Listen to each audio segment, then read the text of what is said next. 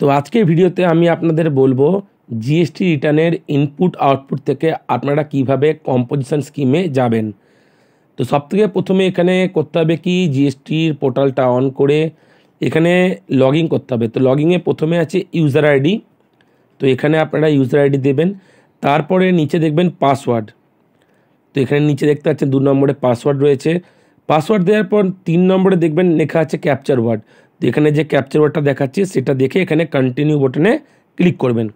Click করার পর আপনার জিএসটি পোর্টালটা লগ ইন হয়ে যাবে। লগ ইন হওয়ার পর এই ধরনের একটা পেজ আপনার সামনে ওপেন হবে। এই জিএসটির পোর্টালটা অন হয়ে যাওয়ার পর এখানে উপরে অনেক রকম অপশান দেখাবে, আপনি জানলেন এখানে বেশি হাত দেবেন না। তো সবথেকে প্রথমে এখানে দেখতে পাচ্ছেন দেখা যাচ্ছে উপরে ড্যাশবোর্ড।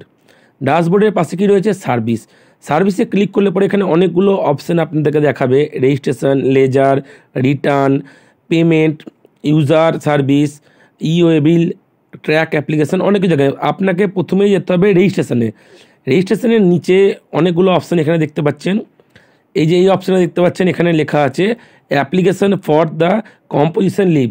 এই কম্পোজিশন লিভ থেকেই আমরা যে আমাদের ইনপুট আউটপুট আছে সেখান থেকে কম্পোজিশনে যাব আমরা। আর যদি আপনারা কম্পোজিশন স্কিম থেকে আবার ইনপুট আউটপুটে যেতে চান তাহলে এখানে প্রথমে আমি দেখাচ্ছি আপনাদেরকে, দাঁড়ান।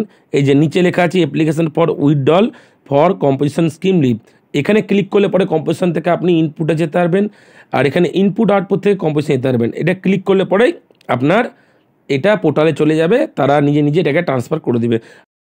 তো এই ভিডিওটা অনেকে এটা জানে না, সেই জন্য ভিডিওটাকে এখানে আপলোড করেছি। আর আপনাদের যদি আর কোনো তথ্য লাগে তো আপনারা কমেন্ট বক্সে আমাকে লিখবেন, আমি সেটাকে চেষ্টা করব ভিডিওতে বানিয়ে আপনাদেরকে দেখানো, যাতে আপনাদের সুবিধা হয়। তো এখনকার মতো ভিডিওকে এখানে এন্ড করলাম। আপনারা ভালো থাকেন আর ভিডিওকে কন্টিনিউ দেখবেন আমার।